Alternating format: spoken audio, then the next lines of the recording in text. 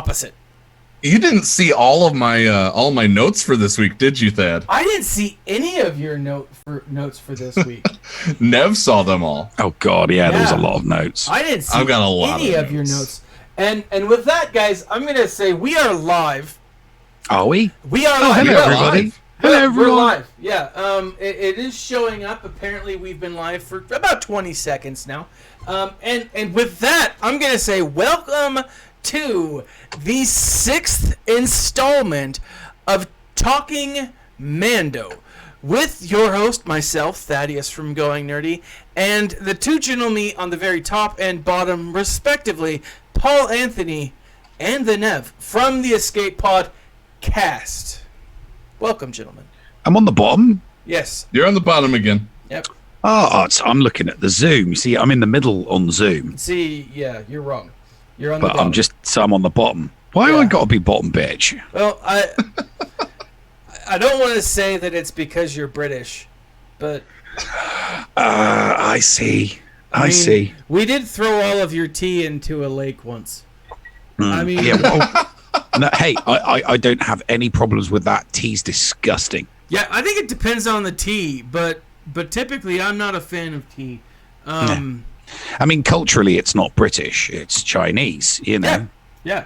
It was something we culturally appropriated from the Far East and from India. Yeah, I think the best things are culturally appropriated. I mean, hamburgers, not American, but we stole the concept and have made them great. Yeah. And so, anyways. Yeah, I'm not sure who stole what first. I'm not sure if the Indians took tea from the Chinese or if the Chinese took tea from... No idea, but all I know is the British definitely culturally appropriate. Oh, yeah. Yeah, they did. Welcome, gentlemen. This week was an interesting episode. It was another standalone style episode. We definitely get some backstory to who the Mandalorian was, who he's worked with in the past, and we get a bit of, I don't know, foreshadowing maybe. First off, when I saw that this episode was 44 minutes long, I was jumping for joy. Yeah.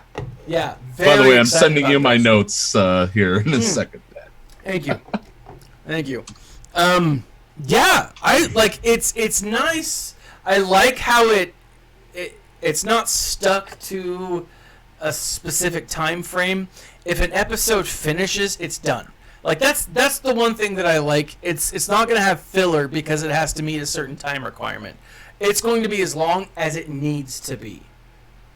You know, and I think that's really cool, and one of the things I do like about this new format of streaming, and I think Disney Plus is on the right track with it. So, 44 minutes random. is awesome. It does seem like they're being a bit random with the timings, though, of the episodes, doesn't it? Yeah. Not that I'm complaining. Secular. I would like every episode to be like 45 minutes long. Oh, on the timing as in the length of the episode. I thought you were talking about the continuity. I was going to say the continuity is fine with me. Yeah. I'm talking about the consistency and the length of the episodes. Well, this would have been normally a 1 hour special episode, honestly, if it was broadcast. Yeah. You think? Oh, I think so. Oh, if it was broadcast, you've got to account for 15 to 20 minutes worth of advertising. Yeah. Yep. Yeah. Technically, 48 minutes is 44 to 48 minutes is the runtime for syndication, 1 hour syndication. Yeah. And yeah, so like I like that. I thought that it was really cool that it's because what would this be? This would be like the mid-season finale, right? For a normal 12 season episode, yeah. Yeah, for a normal 12 season. For a 12 season episode, yeah, this would definitely be the mid-season finale. Which runtime of the next two? Quick prediction: I'm saying we're going to see equal to or greater than what we saw here. But yeah, okay. Well, I think weren't we last week? Weren't we predicting that the last two episodes would be like a double? It'd be a double episode, wouldn't it? It'd be a double header. Yeah. So I'm sticking with that prediction. It's going to be a to be continued, or part such the name of the title of the chapter, and then calling it part 1. Something along those lines. We're going to be we're definitely going to be talking about it coming up here this week on a Friday episode. What was this dog that we just saw, Thaddeus? Oh, it was just a random dog. Just a random dog? It has no purpose. It has no functionality in the what do you call it? In the stream of things. It was just a dog. I used that dog as an image when I made. For those of you, I don't think everyone here plays Star Wars Galaxy Heroes. God, yeah, right? I remember this. When I made my, hey CG, do the right thing. I used the dogs and the sad Sarah McLachlan style song to try to promote change. Which, stay tuned to the end of the podcast, the end of the live stream, and we will talk about another event of change that we're asking CG, for those of you who play Star Wars Galaxy of Heroes, that we will be launching at the end. It is essentially Nev, and we'll talk that here in a minute. But okay, first off, I gotta say I loved the bearded fat guy.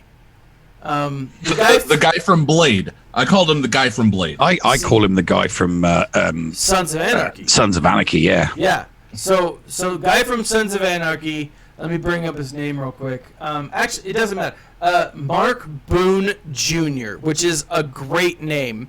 Mark Boone Jr. Boone. Boone. Such a badass name. It is, isn't it? That is what I want to look like when I'm his age.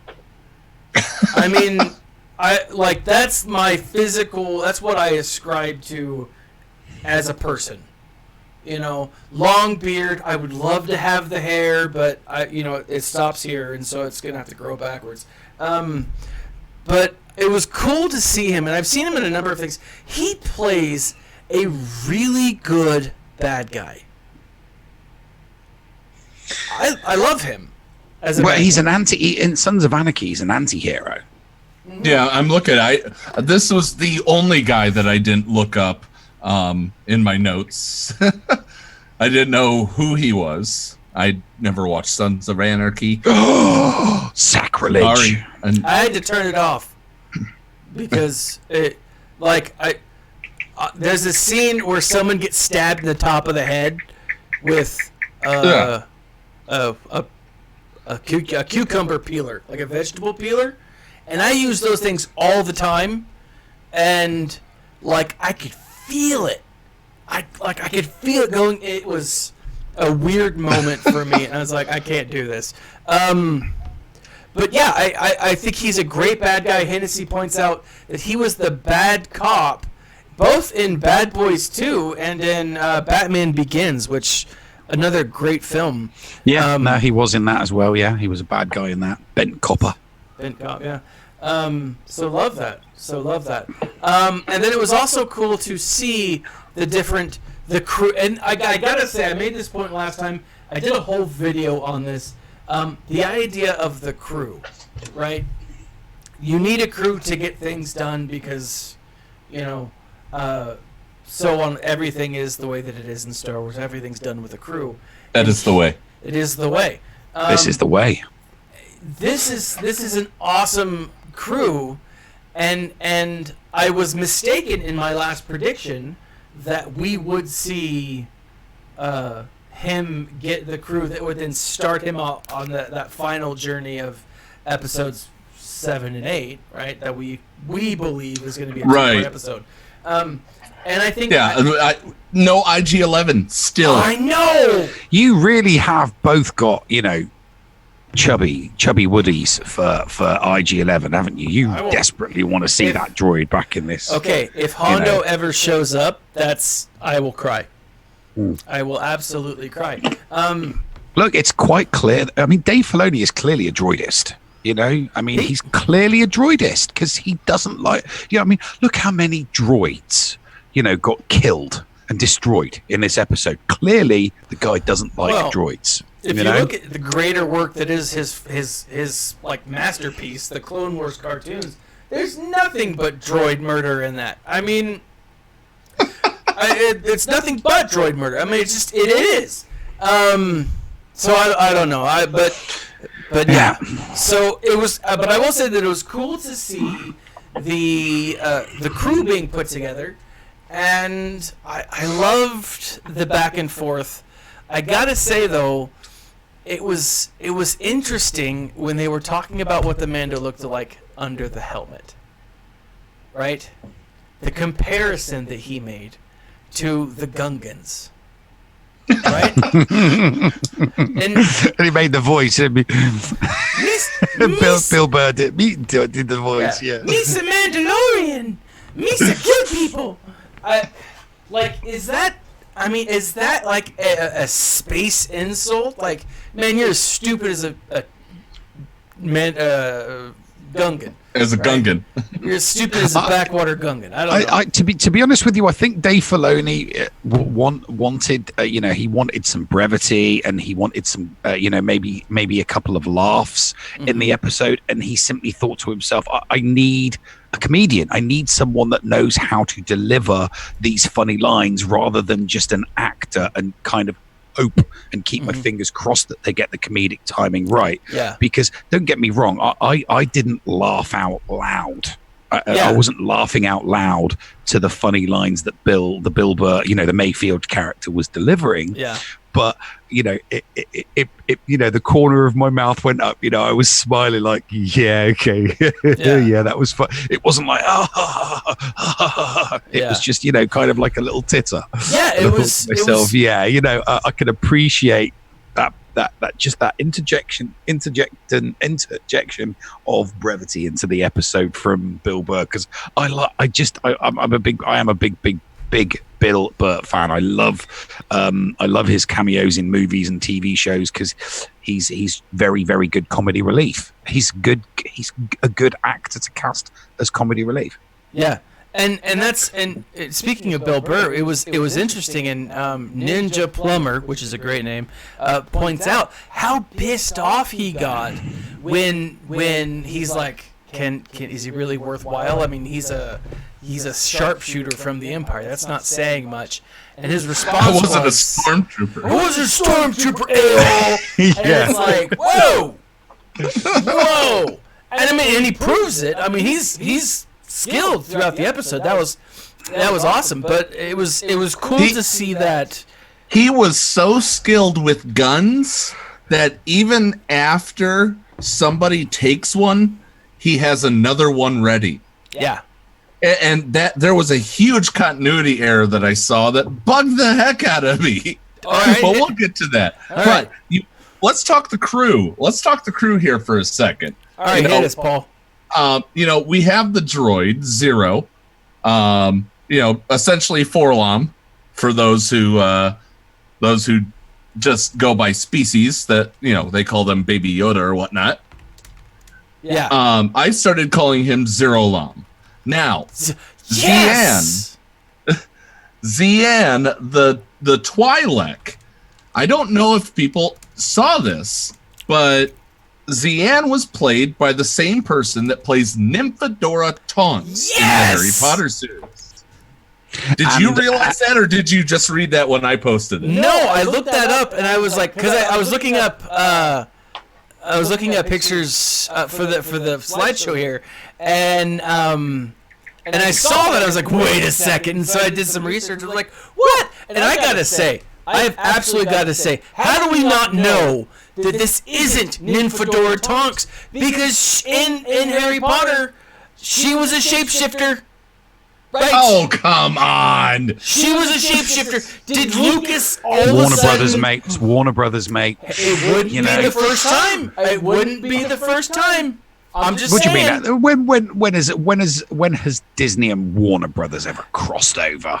Oh, I'm gonna find proof to this. You're gonna find proof. Okay. Yes, and just if it looks doctored, like it was done by someone who doesn't know how to use Photoshop, it's legitimate. Don't question it. Just go with it.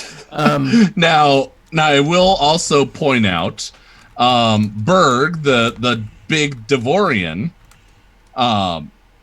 Yes. Clancy Brown. Yes. Yeah, Clancy Brown. He's known for a lot of things, but the thing that I kept hearing every single time, being the voice guy that I am, was Mr. Crab. Really? We have Mr. Crab in the Star Wars universe. Oh, see, and that's what I don't know him from. Although I do totally recognize him as Mr. Crab now. But it's more than that. He has a connection to Star Wars outside of this Deveronian. Oh yeah, he does, and there's a huge one coming up here that we'll get into in a little bit. But yeah. Go ahead. I just every time I see him, all I think of is there can be only one Highlander. Because he was the Kurgan from Highlander, you know. Right, but he was also, go ahead and say it, Thaddeus.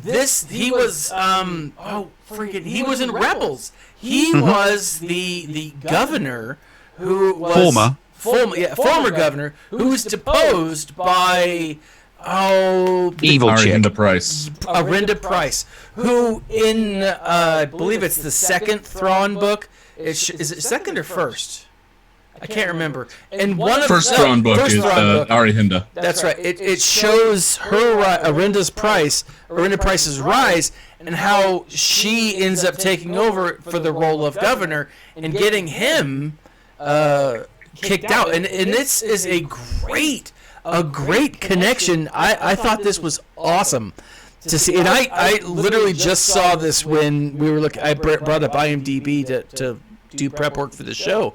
But it's so cool to see people who have connections bring it back in. It's like one family, and I love that. You're missing one. You're missing a connection on this. It's cracking to get A-listers. You know, just A-lister. Clancy Brown, A-lister. Hollywood royalty. You are missing a connection on this. He was also Savage Opress. Was he? Yes. Oh, see, that makes a lot more sense to what Nev said. I was like, what? I don't remember the governor saying that, or Mr. Krabs. Also, he was in Highlander. Oh, yeah, that's right, because he made the Highlander quote, and that's not Star Wars. He was Kurgan. He was Kurgan. I haven't seen the Highlander since I was a kid. Better to burn out than fade away. But at the same time, I feel like I could be a Highlander.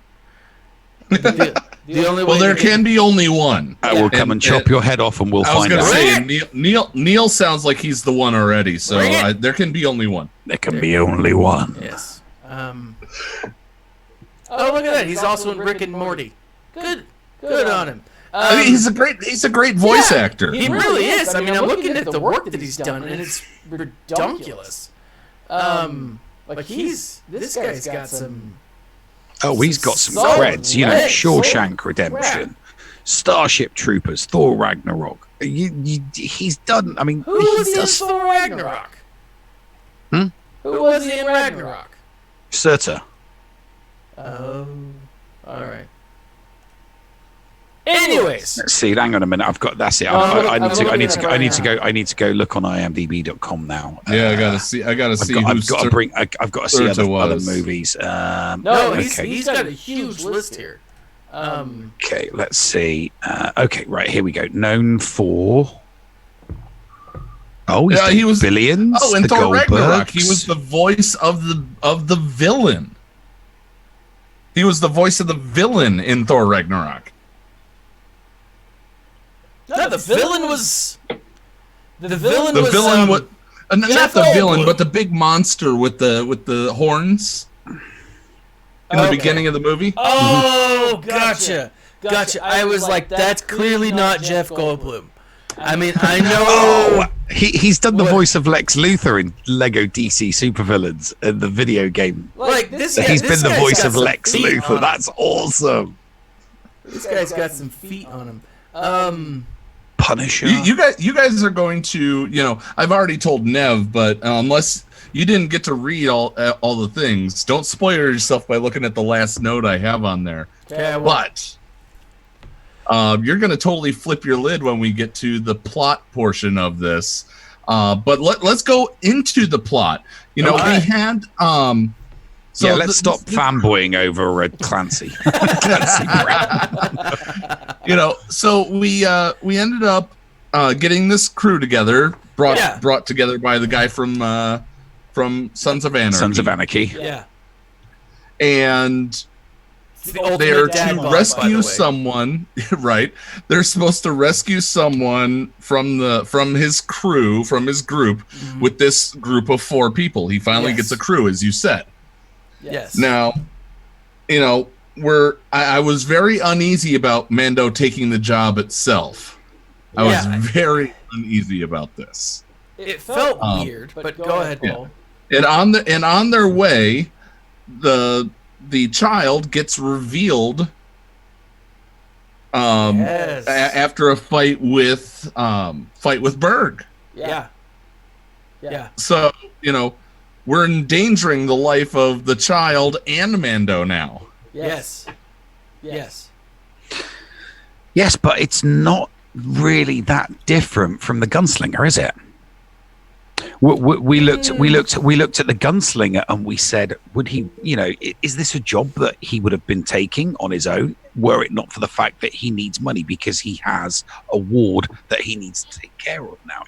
He's not thinking entirely about himself. He's thinking that he needs fuel so that he can, fly around and keep him and him and his ward, Baby Yoda, safe. Baby Yoda needs his broth, doesn't he? Baby Yoda needs his broth, and the Mando is doing whatever is necessary to earn the cheddar to keep Baby Yoda in his fine clothes and his broth. So I don't see. Okay. I'm going to ask the chat real quick. Who is echoing? Is it Thaddaeus? Am I echoing? Okay, it might be me because I had my headset off my ear. So I'm taking mine down. Worst case scenario, it's you, Nev. I'll keep an eye on it. It's not me. It's never my fault. I am blameless. Is that better? I'm blameless. Oh, it is. All the people going on about me pushing the button and ejected me. Scotty out of the escape pod. Hey, well, if you hadn't, I'm still reviewing the tapes that the llama sent, and I gotta say, dude, I wasn't even on the ship the day. I wasn't even on the ship. You ran up to me. Yeah, you ran were up clearly to me on the ship. You were clearly on the ship. And then I was I think if you go back, we were on comms. It was a comm thing because I'd only just recently finished doing story time with the Nev. There were footsteps coming up to me, and you're like, "Dude, what happened?"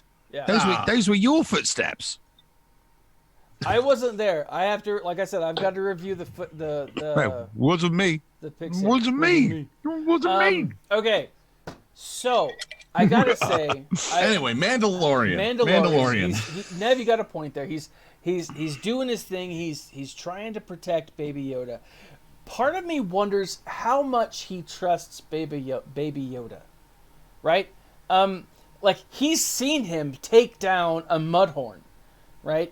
Is he not take down? Lift up. I don't think he took it down. He just lifted it up for a moment, and then he had to take a nap. Well, I mean, he's 50. I mean, I'm not even 50, and I missed my nap today, and I feel like I feel the effects of not taking a nap. But I gotta say though, part of me wonders because how much does he trust Baby Yoda to protect himself? I mean, does that play in? Is that a factor? I mean, does he still see him as a baby, or does he see him as? I think he does see. I think he does. He sees. I mean, he may not necessarily. He doesn't see him as a baby. He sees him as a kid because he's referred to Baby Yoda on several occasions as the kid. Watch the kid for me. For example, in episode kid. He has so he does think of him as a kid. So he doesn't think of him as a helpless baby. he thinks of him as like a kid. I would say he's considering him like between toddler and preteen. Okay, so he's not gotten sassy I would from a mentality point of view, I think he thinks of Baby Yoda the age that you remember when he was, every time he had his armor getting built, there would be a montage of him flashing back to when he was a kid. That's true. I think he sees Baby Yoda as him at that age. That's why I think he refers to him as a kid. Okay. I think he thinks of Baby Yoda as him when he lost at the age he was when he lost his parents.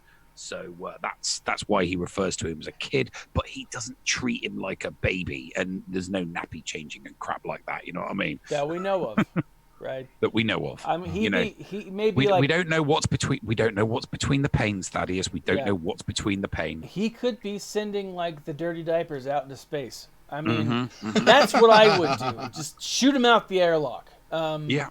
I mean, we don't. It's not like we see him, take off his helmet and put it down beside, his shaving kit when he gets up in the morning to shave. Because I mean, we know that he does that because he'd have to do that, or there'd be some great big beard poking out the bottom of his helmet, Which would be fun. So there is things go on between the pains. We know this. True. And so the Mandalorian, he reached out to Rand, the big fat guy, puts the team together. They go onto this ship, and it's all droids, right? Or supposedly all droids. Mm-hmm. And how cool was that opening fight scene against the droids, where they're getting pinned down, and Mando just walks around the corner and just destroys everyone. He rolled for sneak and he rolled a 20. Yes. And it was awesome. Right? I really don't like Bill Burr's character.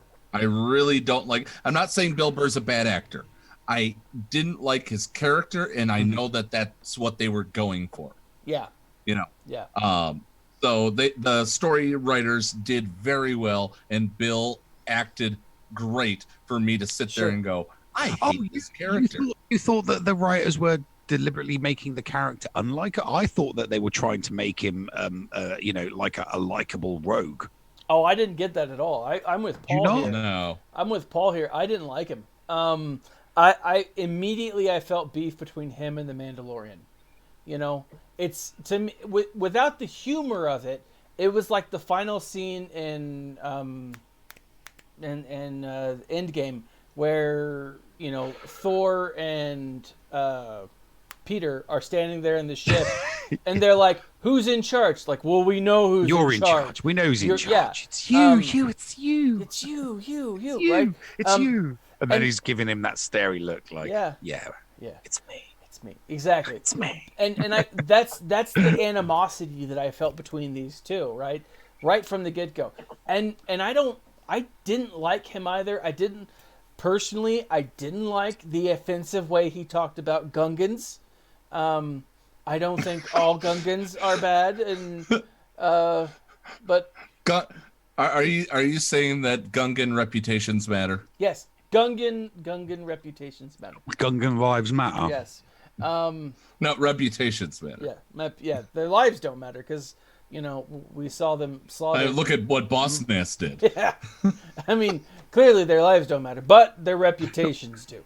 Do you think that with all? Do you think that with all of them? Do you think that with Zion and Berg? Were they deliberately written? Were the characters written to be disliked? Yes. Berg was. Because I liked Berg because I like Clancy Brown. If I didn't like Clancy Brown, I probably would have disliked Berg because I disliked Zian. I liked Mayfield because I liked Bill Burr. So I liked Berg and I liked Mayfield. But that's because, I'm biased towards those actors. I like and appreciate and enjoy those actors. Yeah. Which is weird because I like and enjoy Natalie Tennant. I liked her in Game of Thrones and I liked her in Harry Potter, but I absolutely loathed her character. Yeah. I loved her character, but of course I have something for pointy teeth and tongues. I'm the same. Of all of the things that I like about this episode, the one thing that threw me off and did pull me out was when she was hissing. Yes. I mean, how many times do you have to hiss and go?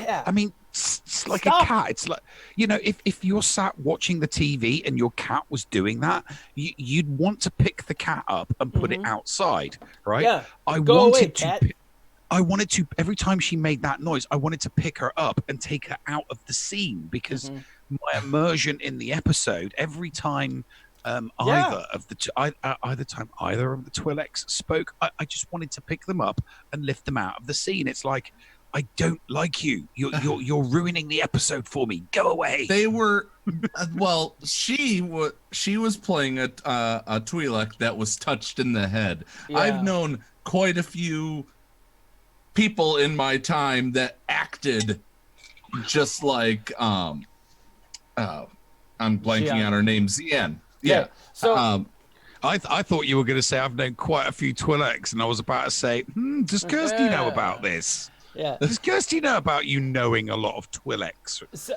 you've been to Urza's pleasure palace one too many times, have you, Paul? Might have to be careful. Kirsty might be watching. No, I'm with you, Paul. Like I've met, like I teach middle school. Yeah. This is not something. I was gonna say, come on. I mean, the hissing is not something that is unheard of. It seemed weird in the episode. It threw me off, and it did. It pulled me out. I didn't necessarily care for it, but I do think that these characters were written as a foil for the characters that we've seen so far, right? You have Cara Dune, you have the Ugnaught, you have IG-11. IG-11. Yeah, you have a droid, you have someone whose size defines them, so short versus huge, right? You have someone great with guns, male versus female, right? You have essentially everyone that he's met to this point. Who's the crazy one then? The crazy one would probably Yang was the crazy one. But no, I know, but I'm saying he's relating Berg to the child. He's relating. Oh no, I'm saying Berg to the Ugnaught. Berg to the Ugnaught. There is no child. The child's kind of like playing both teams here. That whole hide and seek with the droid, I feel, was the child's way of saying I'm playing both sides. But actually, you just threw a total wrench in my whole analogy, Paul. And now I've got to think through it again. But the other three, right? The other three main characters, you've got the Mando, you've got the kid, and the Mando and the kid both interact with one group one way, and they interact with the other group kind of differently, right? The light side, which would be again IG-11, even though he's dead and Mando shot him in the head. It's just that one droid. I'm sure there are plenty of other IG-11 models out there. Don't worry about it. I'm sure there are. You've got Cara Dune, you've got the Ugnaught, right? You've got the other three, which are the Twi'lek,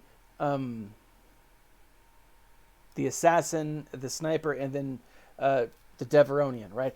Those three are comparative, right? The Ugnaught is short, the Devaronian is tall and big, right? You've got Cara Dune, who's good with guns. You've got the assassin, who's good with guns. The assassin worked for the Empire. The other Cara Dune worked for the Rebels and then the Resistance. You have the Twi'lek, who's crazy. And my third point would be, I don't know, IG-11? The comparative there? I don't know. It may not be a direct comparison. Zero Lam, as I called Zero it, Lam is the comparison to IG-11. Then I don't know. Then maybe the comparison would be the lady that watched Baby Yoda in the last episode. I'm still not ruling her out. I'm still not ruling her out because maybe we get another character. Maybe we get one more character that we haven't even seen yet. Maybe it could be Hondo. Hondo is crazy. Don't tease me. Don't tease me. Hondo would be awesome, and he would be crazy. He would be touched in the head. I would cry. Like I will. So I already planning. We know that episode 7 comes out the day before episode 9. Well, it's Wednesday. We don't have to wait 7 days. I love it. I love the fact that we don't have to wait a full week for the next episode. I know. I'm so excited. Okay, but then episode 8 for The Mandalorian comes out the following Friday. Is that correct? It doesn't come out. So we gotta wait longer. Yeah, we gotta wait longer. While we're geeking out about Skywalker, we have to wait for another Mandalorian episode. So, but here's the thing: we could get some major connection. I called that. No. I called that long ago. Okay. Watch. Okay. All right. No, you guys can fanboy about connections all you like now. All right. Paul, now that he's not paying attention. All right. Just wave your hands when you stop talking about connections. I'll hold on to this. I'll hold on to my for the tinfoil hat. For my tinfoil hats. Come back, Nev. And then you can. Oh my goodness. It just hit me.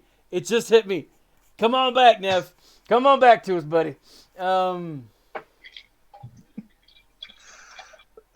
He's gone. He's not even gonna listen. All right. So, but that's my comparison, and I'm still coming back. I'm still on the idea that we're going to be getting a crew of some sort. Episodes 7 and 8 will focus on a crew of some sort, and this is the anti-crew, right? Now, jumping into it, the 3 different scenes when he takes out the crew, when he takes out those who have just betrayed him, right? Yeah. So he tried to burn the Krabby Patties. Yes. And then he flattened it. Yes. Or at least it looked like it. It looked like he squished him, didn't it? Oh, it did. Ooh, that's a sticky end. Every one of those looked like he took him out. Yeah. Right? Yeah. It did. It looked like he took him out. So cool. That was so cool. And at the end, and again, this, if you're watching this, you know that there's spoilers in this. We've been spoiling the whole freaking thing.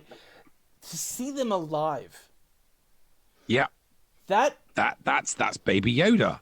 Baby Yoda is the effect of Baby Yoda. He is learning empathy. We know he had no empathy before Baby Yoda because we keep getting these stories. It's just like old times, you know. Yep.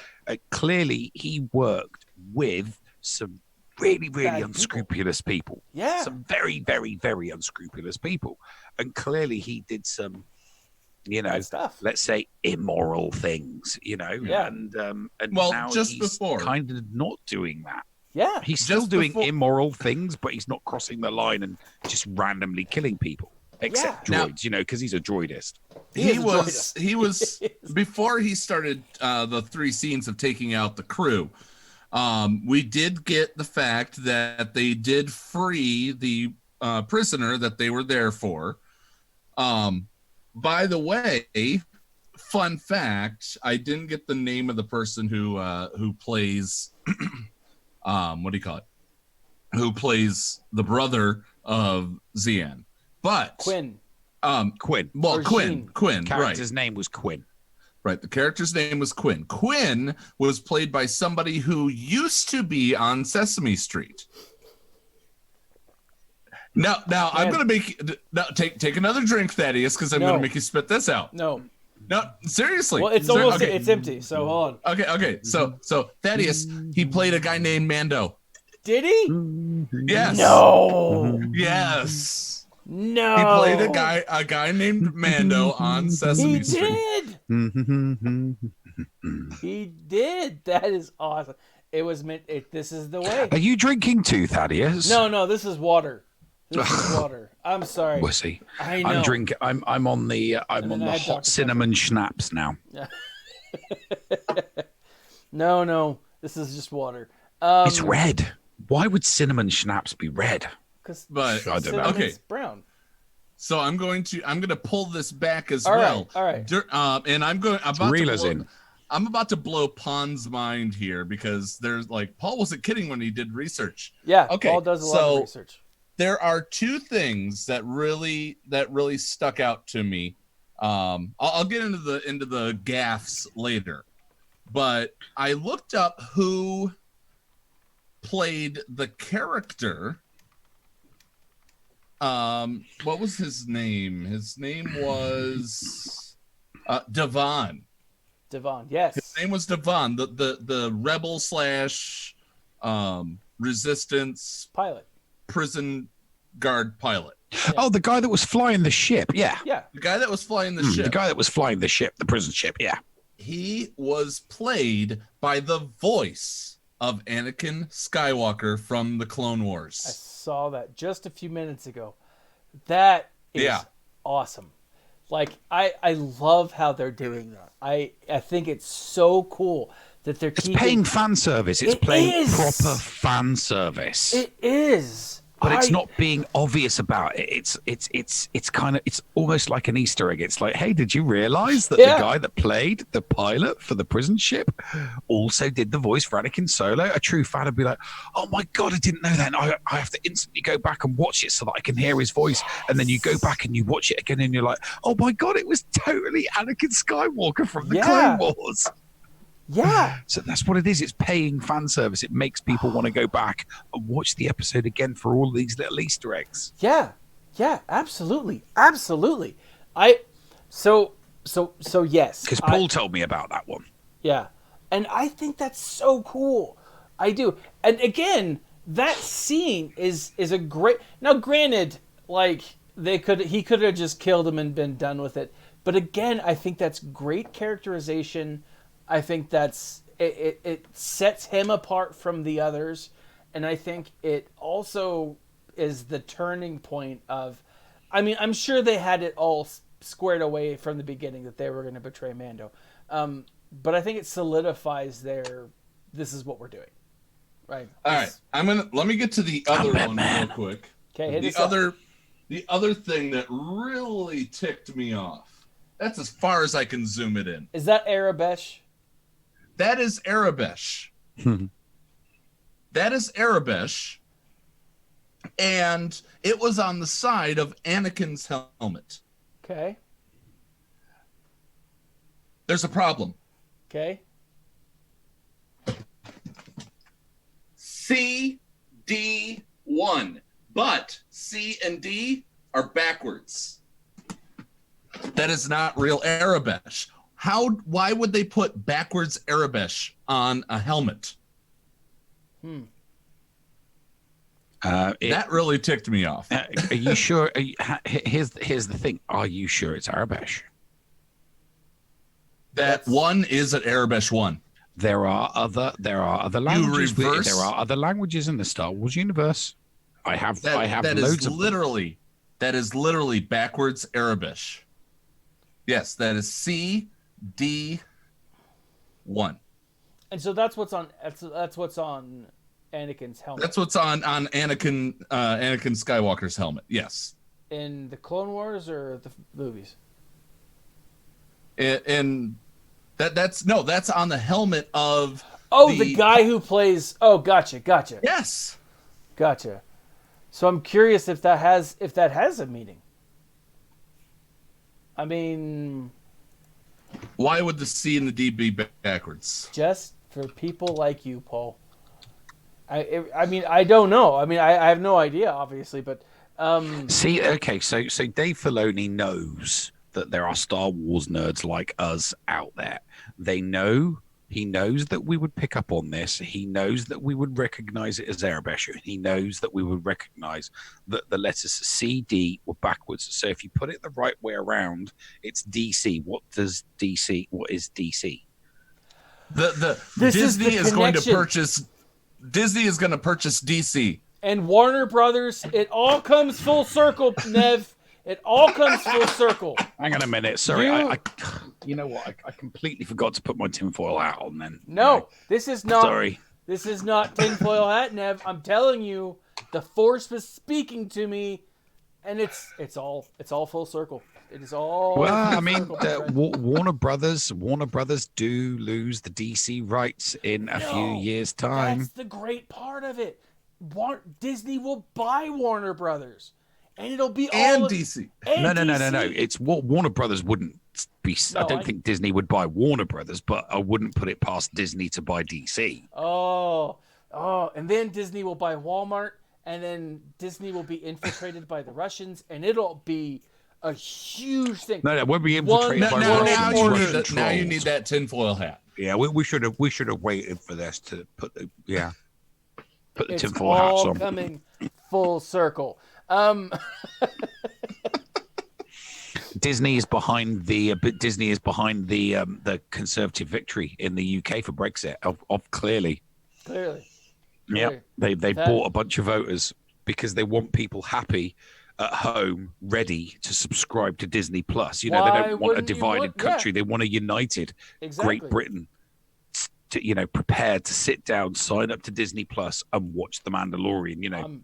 6 months after everybody else. So politics aside, I don't think anyone would not want to do that. Paul, go ahead. Okay, so the other continuity error is Quinn actually took one of Bill Burr's guns. Yes. And walked away. And in the very next scene, Bill Burr has 2 guns plus the backpack still. Well, did you see that he was ducked out with guns? He had one in each hand, and he had the backpack one. Yeah. And Quinn took it from a front pouch. Okay. He took it off his body. So his front pouch, that's where he put him when he was done with the ones in his hands. Are you sure he had? Because it looked like he had more pouches on the on that webbing on the webbing that he was wearing. It looked like he had more pistols and more pouches on that webbing. Yeah, he had 2 up here. He had 2 on his hips. And he had 2 on the hips. I'll double check that. I think he did, and I think there was 1 on the back. Now the real question is what happened to the backpack, and I'm gonna throw it out there. Mando took it and is going to give it to Baby Yoda. It's going to be Baby Yoda a backpack gun. Backpack gun, Baby Yoda, and all he's going to do is kneecap people. He's not going to kill anyone because I feel like that would be against his character. But he's just going to shoot people in the knees. What do you mean against his character? He has no issues killing frogs. Well, it's just food chain issue. Excuse me, we're in the Star Wars galaxy. How do we know that frog isn't a sentient alien life form? That's a valid Baby Yoda point. doesn't know that. That's all frog lives matter. But no, frog lives don't matter because. So you think? I just can't see. I think it would be don't get me wrong. I like the idea of Baby Yoda being armed. I just can't see it. Yeah. He's a kid, and I think the Mando would want him to be a kid. I think so too. I think he would want him to be a kid and not. I think that's why. To be honest with you, it's one of the reasons why I think he was locked away because it took a while for Baby Yoda to come into this episode, and I genuinely think that Mando was keeping him locked away and not involving him in the episode at all because he really wanted to shield him away from these kind of people. Yeah. No, and I agree. I mean, we did see that in the episode with Carrot Cardoon where he wants the baby to have a normal life. And with the Mandalorian, he knows that he's not going to get that.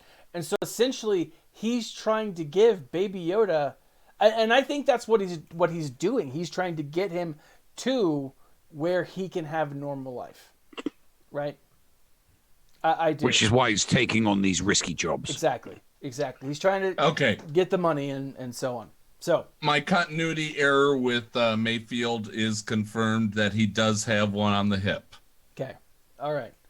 And that's what I thought. I mean, I don't want to poke holes in your boat there, Paul, but you did kind of sink my idea about the whole back and forth cruise, you know, the light side crew and the dark side crew. So take that, my friend. All right, deal. Big snake on the Ursk snake. Yes. Okay. Yeah, Baby Yoda Predator style backpack gun from Ninja Plumber. Yes, and this is again But why I'm a YouTube. I still maintain that's backwards. I think it could mean something. I think we could find something out in the next little bit that it could mean something. But I'll say this: this is why that I don't make Star Wars live action television shows. Is because in my version, Baby Yoda would have a backpack gun. That little egg would have been salvaged.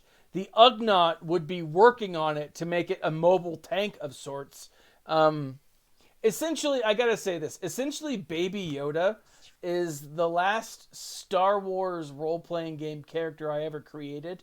He was an Ewok that, like, loved droids, and then, like, he armed himself with all of his Victor's weapons that were always too big for him and mismatched and stuff. It was great. And he was trying to become like the droid liberation front so that he could then take those droids, go back and free his planet of Endor.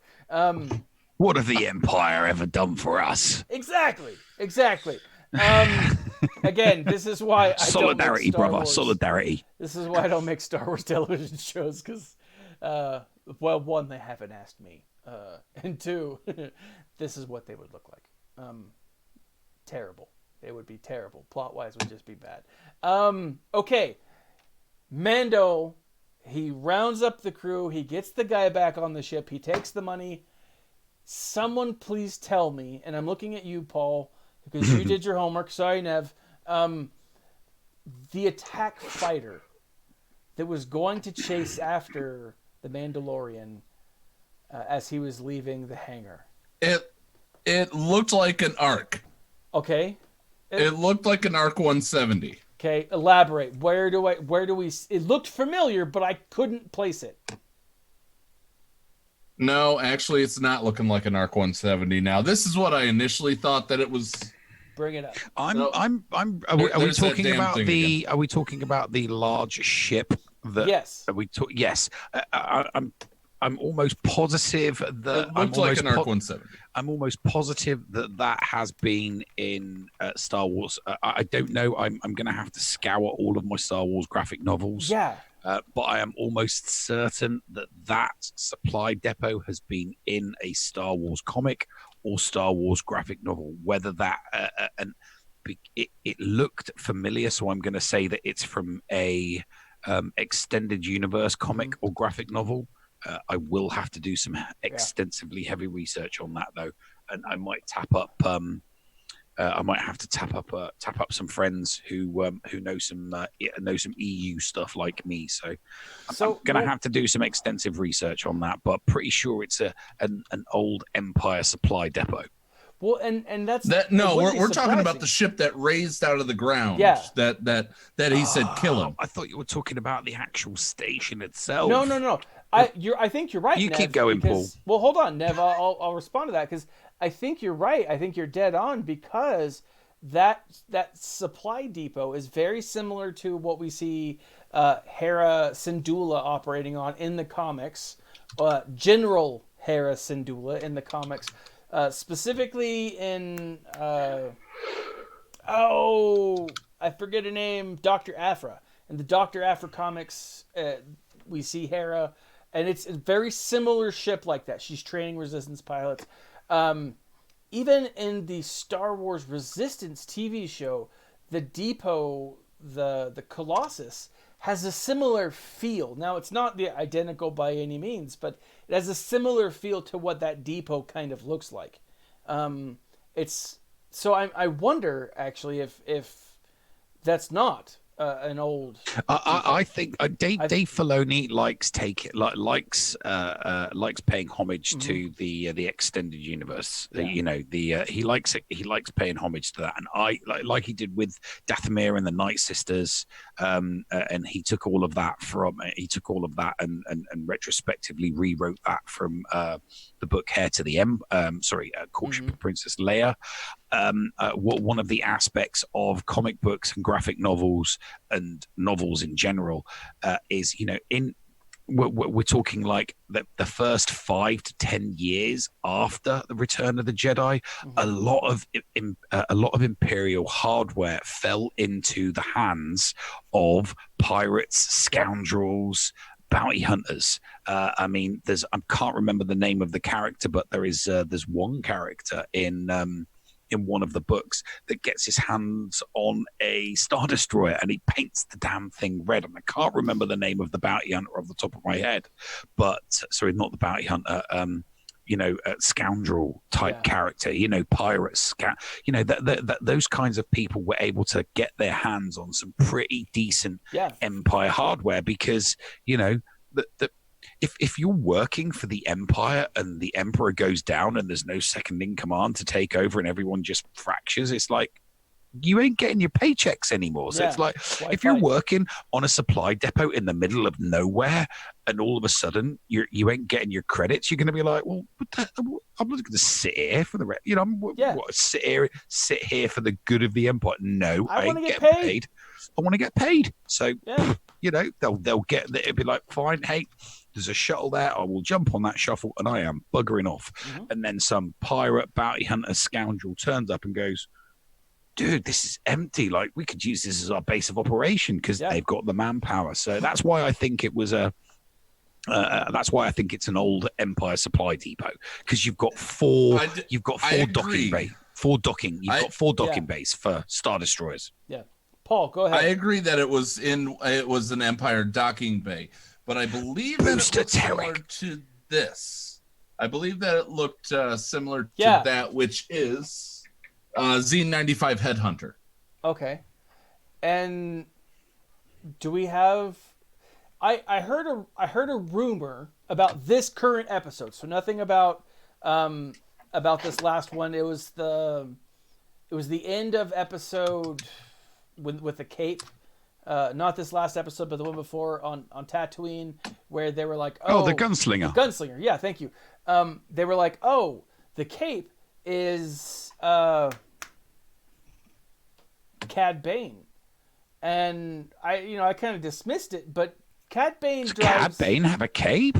I had a cloak. He had like a coat. He had that big overcoat. It was a duster of sorts. It was, yeah. And so, I could see how this could easily be mistaken for a duster, but what did Cad Bane fly? This isn't Cad's, right?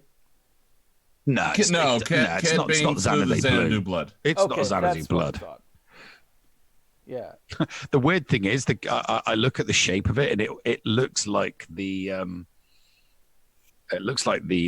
same similar shape of the ship for the Games Master from Marvel, from the Marvel movie. Yeah, I'm about to get a picture of it here. I've pulled up the episode. I'm going to snapshot it here in a second. Okay. No, it's not the Z95.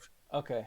So, but here's the thing. I think whatever. No, it's not a Z95. It's not a headhunter. I think that it's going to be important. I do, even though it was destroyed mercilessly by. Let's face it, this episode was cool, and one of the things that I like so far is there's definite moments for me where I'm watching. I'm like, all right, this is cool, And sometimes there's like awesome moments, like very beginning where like Tatooine, you're like, oh my gosh, they're landing on Tatooine. They're landing at Mos Eisley Cantina. Yeah, that was awesome.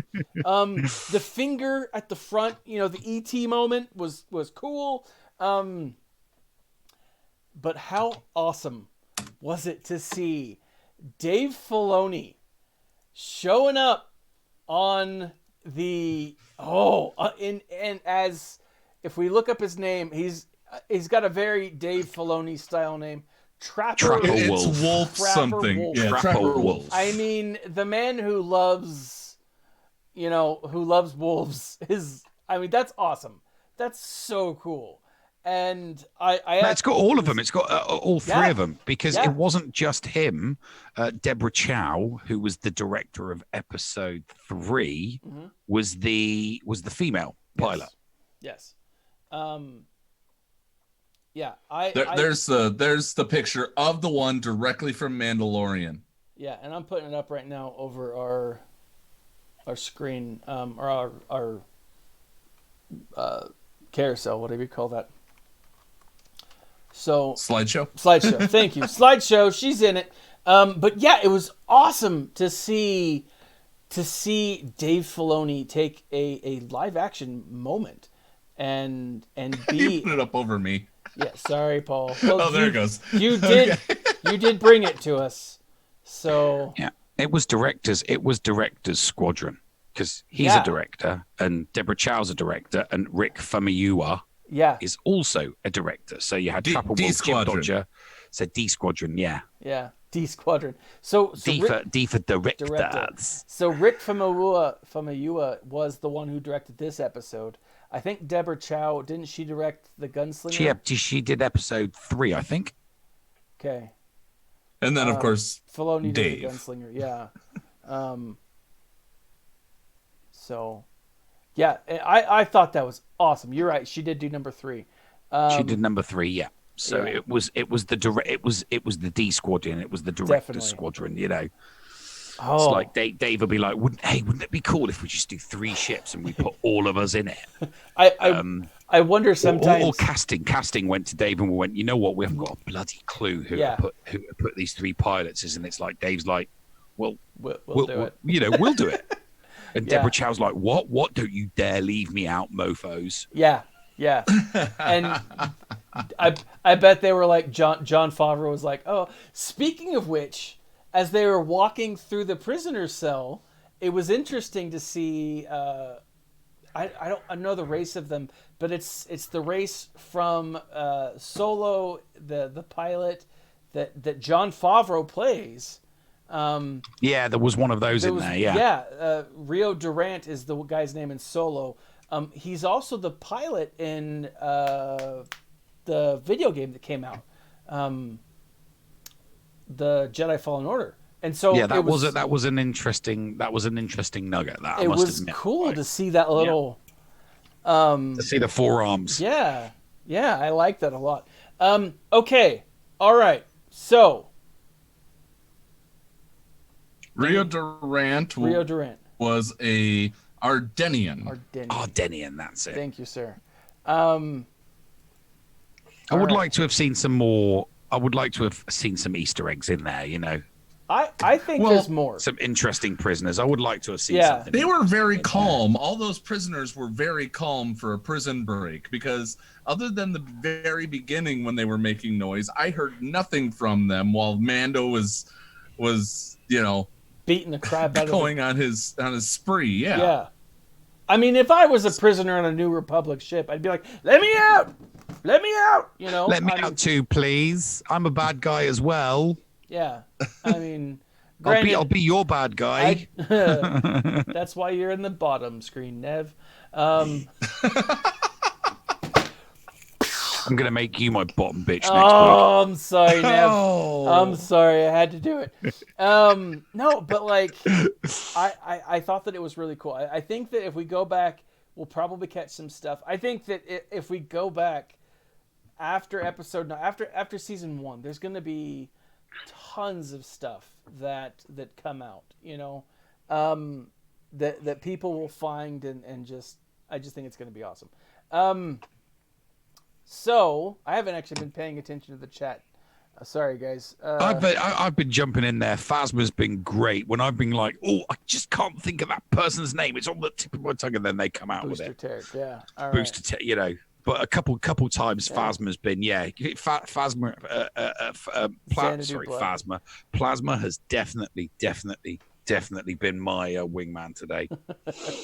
So, all right, guys, let us evaluate the episode, give our final scores, and then predict what's coming up next week, and talk about our special time premiere video. Mm-hmm. Yeah.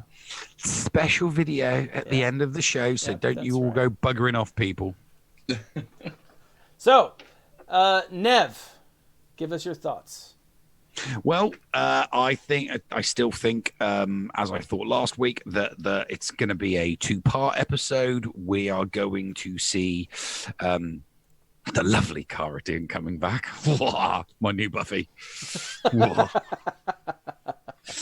So we're going to see her back. Obviously, we're going to be seeing the introduction of Moff Gideon, who is the middleman for Grand Admiral Thrawn.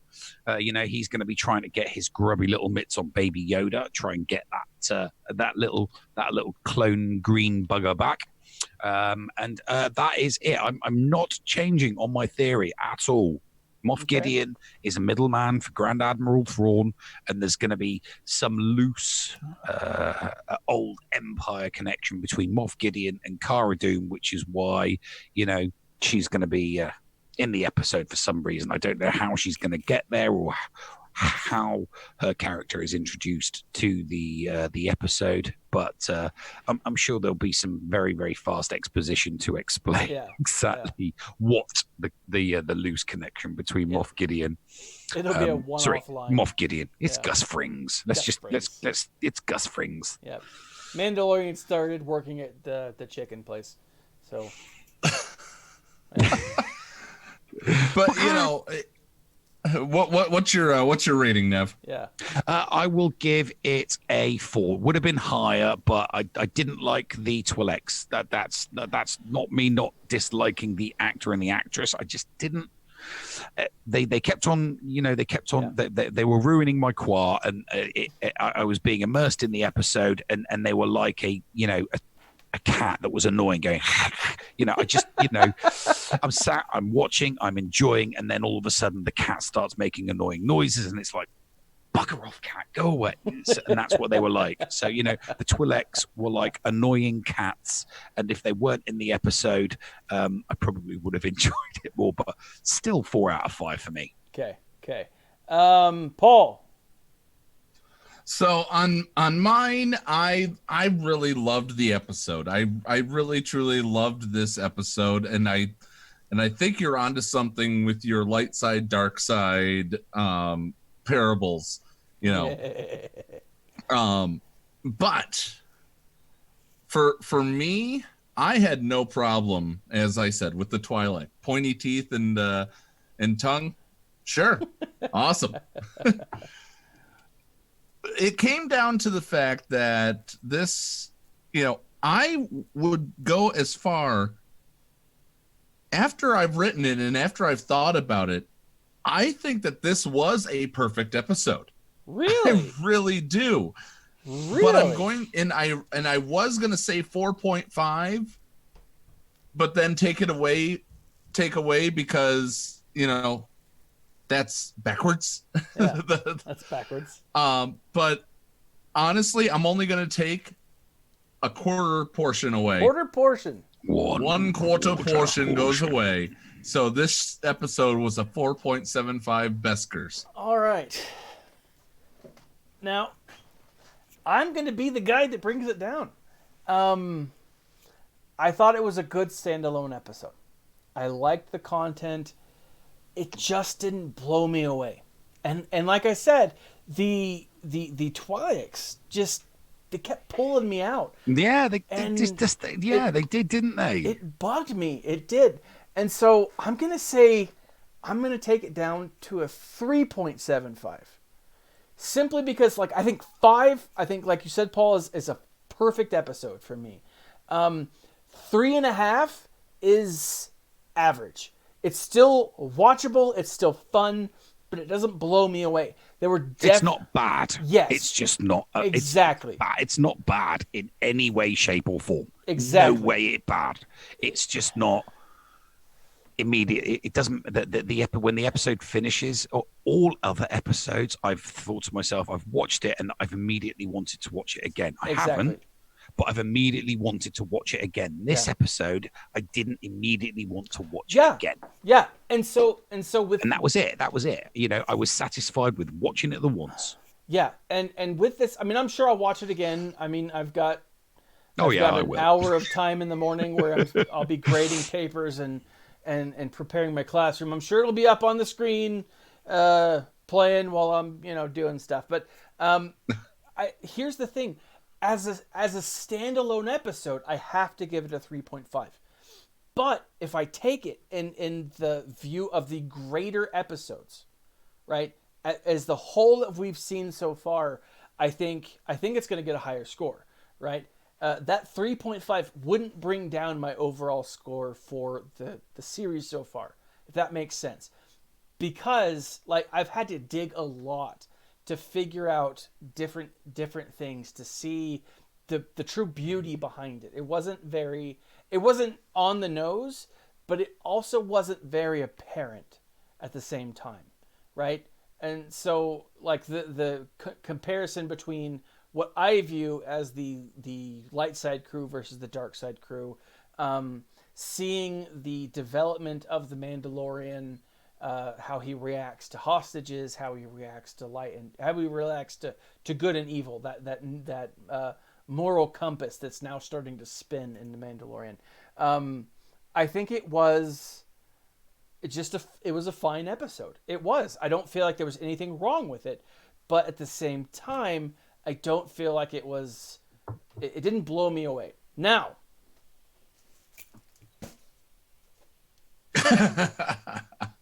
Nev, you can tune out for this so you can listen. I do appreciate one way or the other. Hondo Ohnaka will be making an appearance. Here it is. Episodes 6 and 7 will continue on as normal, right? But essentially, the Mandalorian is developing a moral compass. Okay? It is likely that Hondo, or someone from the Mandalorian's past, some shady scoundrel from the Mandalorian's past, is somehow going to interact with the Mandalorian to get him to go against Moff Gideon. And my thought is it could be Hondo Ohnaka. Okay? Now, what better way to bridge, and this is where I'm going to lose Nev, I'm sure. What better way to bridge the Mandalorian, the old canon, and Episode 9 than with a character like Hondo Ohnaka? Okay? Now, here's why I say that. Hondo Ohnaka is currently operating on Ballsack. He's operating on Ballsack? No, that's probably his nickname for it because it's a terrible place. Black Spire Outpost on Batu. Thank you. I was blanking too. Yes, I was like, crap. So he's operating on Black Spire Outpost. Between the episodes of 8 and 9, Hondo officially has the Millennium Falcon, right? That's not canon. He currently has it. He stole it from Chewie. He's gained it from Chewie somehow. So this is going to be the case. All right. Hondo's going to somehow connect with the Mandalorian, and he's going to talk about how he's going to introduce him to the concept of the Resistance, not the Resistance itself, right? And he's going to introduce the concept of Canto Bight, right? It then brings up the idea that, hey, we've got this new Star Wars park. Oh, and by the way, this new Star Wars park connects with the First Order and the Resistance. Oh, and the Mandalorian ship may or may not have been, like, noticed in a few of, like, the Star Wars 9 trailers, right? Could it be? I don't know. Razor's Edge, which I finally remembered this week. Right. Is the crest part of there? I don't rightly know. But Razor's Crest, not Razor's Edge. So, Jesus Christ. That's what I'm thinking. I'm thinking that we're going to see Hondo Ohnaka being the bridge between the Mandalorian and the First Order. Now, is he the person that connects... what do you call it? Is he the person that connects to Moff Gideon? Maybe that would be... I feel like that might be on the nose. But if you jump back, when the Mandalorian drops the Baby Yoda off the first time, he's like, what other characters do you have? He has a list of actual people who have... I don't know, who are like bail jumpers. But then there's one person that he doesn't name, but he's like, this one might interest you. But it's not a major person, but it could be. I don't know. I feel like that person was mentioned. Didn't we see the picture? We didn't see pictures. I don't. I thought we got a hologram. I'll double check now, that. I'm gonna have to double check that too. Episode. Now that you're poking holes in my theories, Paul. Again. I'm sorry. No, do it, because if not, I'm gonna run with these crazy ideas that people are like, no, you're an idiot. And I'm like, I know, I get it. Well then, Nev, you're up. I'm gonna go double check it right now. Nev, those are my thoughts. Hit me. Okay, and they're fine thoughts. I really wasn't. Because I have very, very little invested in episode 9, and I have lots of emotional time invested in the Mandalorian. I don't want them crossing at all. I don't want them touching each other at all, ever. Okay. If episode 9 even remotely touches the Mandalorian, I'm going to lose all respect, and I do mean all respect, for Jon Favreau and for Dave Filoni, because the only reason they would be doing it is because they don't think they're good enough to stand on their own with episode 9, and it's all about dragging other things into it to make episode 9 seem good, because they're clearly worried that episode 9 is not going to be critically acclaimed on its own. Now, obviously, that is a quite a negative hypothesis, but no, the Mandalorian is flying high, and I don't want anything that could potentially bring the Mandalorian down hanging off its coattails. I don't. I genuinely don't. I mean, for the last 2 years, everybody's been going, there have been divisiveness about episode 8, and everybody that's part of episode 8 has been going, no, it's great. You're all haters. And in the last, 48, 72 hours, it's like, well, we really didn't like it. Yeah. We really didn't like it. We really didn't like Rian Johnson's take on it. He made me cry. I was so happy when Jar Jar Abrams, and I'm thinking to myself, so what? For the last 2 years, you were just lying, and now all of a sudden you agree with the legitimate, not the trolling, not the hatred, the legitimate criticism. Yeah. I'm not talking about people that just say, "Oh shit," that's not a legitimate criticism. That's not a legitimate argument. Yeah. You come up with an argument and you try and come up with a reason, some obviously subjective, but so I think they're concerned that episode 9 is not going to be a $2 billion film. I think it's probably only going to hit $1 billion. It's definitely, I don't think it'll hit the $2 billion. I don't think it's going to be as successful as they want it to be because of the negative press surrounding the previous episode, which is why the cast and the crew for episode 9 have been throwing the cast and the crew for episode 8 under the bus. And I don't want episode 9 off. I just don't want it touching the Mandalorian. I like the Mandalorian. I have respect for the Mandalorian. I like the directors. I like the producers. I like the writers. I like the actors. I mean, obviously there are exceptions to the rule. I have legitimate criticism, like this one. I was criticizing the Twi'leks. When I first started watching it, I was criticizing the music, but now the music and the score has finally grown on me. Yeah. So maybe after watching episode 6 a few times, those Twi'leks will grow on me after watching it a few times. I'm concerned and worried that something that isn't as successful as the Mandalorian is going to try and ride off its coattails. It's that concerns me.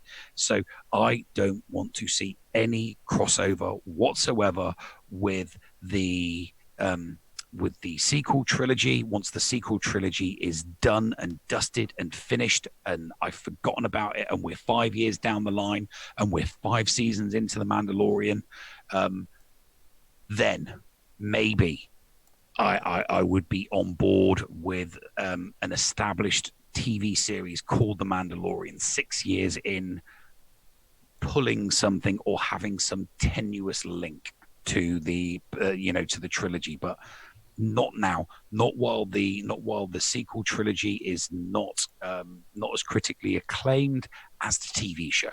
Yeah. I mean, can we agree that there is no division? There is no such division with The Mandalorian than the division we saw with episodes 7 and 8. Oh, there's not. Nobody can deny that. Yeah. And that's not me trying to take away from people's enjoyment of episode 7 or episode 8. There are people out there that genuinely enjoyed it, and I'm happy. You have no idea how happy I am for those people. I wish I could be one of those people. Yeah. I wish I could be one of those people. As I mentioned before, I think a lot of the issues that people don't like about episode 8 is that it killed off a lot of the characters that they grew up reading / watching. I think that was the main reason for episode 8, and then the anti and pro SJWs just piled on with the whole Mary Sue's and things like this. Yeah. So I think that's what causes the hate for 8. Hate for 8. I like it. Anyway, yes, I am proving you wrong. That is a Mon call, and apparently he's a nobleman's son who skipped bail. Okay. Now, I'm going to say, I said this in the chat, but for those of you who don't read the chat, we don't know that that's not Hondo in a Mon Cal hat or face. We don't. We just don't. But, Paul, do you want to finish this off? Your last thoughts? Yeah, so my thoughts is that, you guys have been saying that we are going to get, we're going to get Gina back. Okay. Yay! I'll say we get Gina back. I'm gonna put on the tinfoil Get the hat. I lost my hat, so it's Doritos. Awesome. So IG-11 finally is reconstructed. Yes. If we don't see IG-11, I will initiate self-destruct. Initiate self-destruct. But the thing is, in this episode, I think we do see a preview, or we have something that those who watch Disney Plus will recognize in episode 9. I'm not saying it's going to be a hard something that's like game changing, that if you didn't see Mandalorian, you're not going to see this. It'll be a reference, just like if you're watching Rogue One and you see General Syndulla to launch pad 1, and you heard that. Nobody knows, but if you do know, or nobody who hasn't seen Rebels knew, and if you did know, you go, oh, okay. Yeah. So with that being said, I'm looking forward to this. I'm not going to subscribe to the 2-part theory. I think we're going to get a finalization going into a final episode that will end on the cliffhanger and be a 2-part episode. Okay. All right. I just want a good cliffhanger. Needs to be a good cliffhanger. I agree. I think it does need to be a good cliffhanger. I think that's what we'll get one way or the other. I don't think it'll wrap up and be in anything like that. Now, 2 things. Cobra Kai level ending. I feel like I need to go and watch Cobra Kai or even any. Excuse me, you've not watched? Oh my God, how have you not watched Cobra Kai? Hold on. If that's your reaction to that, let me say this: or any of the Karate Kids. I think I've lost the Nev. No fucking way. And remember, everybody, to tune in to Talking Machio with the Nev next year. Oh my God. So 2 things. Oh my God. 2 things. Well, Nev has a little freak out. Oh my God. We are doing a special episode of Talking Mando in conjunction with these 2 gentlemen from the Escape Pod cast next Friday, 7 Central Time? Yeah, 7 Central is when you will go live. Hopefully we won't still be yakking. Nev, we really got to hit that 7 o'clock time frame. All right, bud? Mm-hmm. At 7 o'clock, you'll go live. It will be a literal simulcast. Yes. Of Talking Mando along with the Escape Pod Yes. cast. And then 30 minutes later, we are going to do the incoming transmission with Thaddaeus, and we will be talking Skywalker. This, let me be very, very clear here. Can we please spoiler alert? Episode 9. We could talk it. We could call it Talking Episode 9. Yes. But it's still Rise of Skywalker. Yes. So it's just that every time the word Skywalker is kind of associated with Episode 9, it sends a shiver down my back because I'm just terrified. That's the dark side, Nev. Don't give in to the dark side. Don't give in to your hate. I'm just scared something bad's going to happen, As we all are. We all are afraid. I mean, this is something that it's the end of a saga. And so it is terrifying. But I'm excited for it. I look forward to it. I'm excited for the end of it. So we will be spoiler free. I'm going to let you guys know. We will be spoiler free with Talking Mando. We will not mention anything about Episode 9. Yes. Yeah, but we will put on the screen spoiler alert. Yes. And when we start talking that, we will have time to go into it. So don't worry, guys. Yes. So with that, for those of you who are still around, thank you for staying. We have a very special world premiere video made by the Nev himself. And this is directly related to Star Wars Galaxy of Heroes, the mobile game, which I think pretty much everyone here probably plays. And it's the Nev. And I'll let it play here out, but let me make sure that the audio is working. Hello, CG. It's not. It's Can the you guys hear Nev. that? Yes, unfortunately, it's me that's going to start the ball rolling on this. We would like to be lightside. We would like lightside GOTB to be fun. In order for it to be fun, we need to be able to do it. But it's you the guys hear Nev. that? Transitions in. Come on, get your transitions. It's There me we that's go. going to start the ball rolling but on there is this. no audio. But until then, to be lightside. We would like lightside GOTB there it to is. be fun. Just like last year when everybody kicked off about territory wars. It's just me. Horrible. I do a little It's territory wars were banning certain characters. A little community spirit regarding territory battles. We are all going back to Hoth. Hashtag back to Hoth. Return to Hoth. In the hope that you're banning certain characters. Hear our pleas, listen to our cries, and do something about us. We are going back to G-Nation territory battles. So, on with the montage. In the hope that you're banning certain. Hear our pleas, listen to our cries, and do something. Return to Hoth. Hashtag back to Hoth. Hashtag return to Hoth. Hashtag back to Hoth. Hashtag return to Hoth.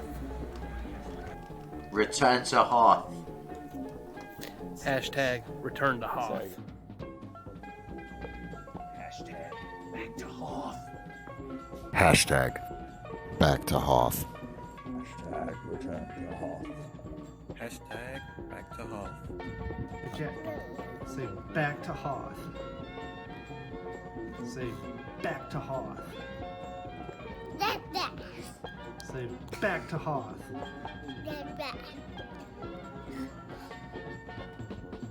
Back to Hoth. This is Paul Anthony of the Escape Pod cast, and Yavin 4 is going back to Hoth. We are staging a Hoth sit-in. Return to Hoth. Knights of the Old Dragoons. Hashtag back to Hoth.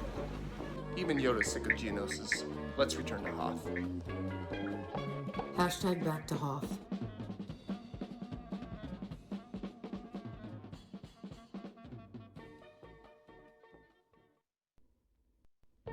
Hello.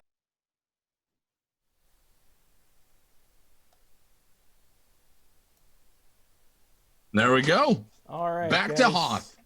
So return to Hoth. I apologize for the. Back to Hoth. Let's see.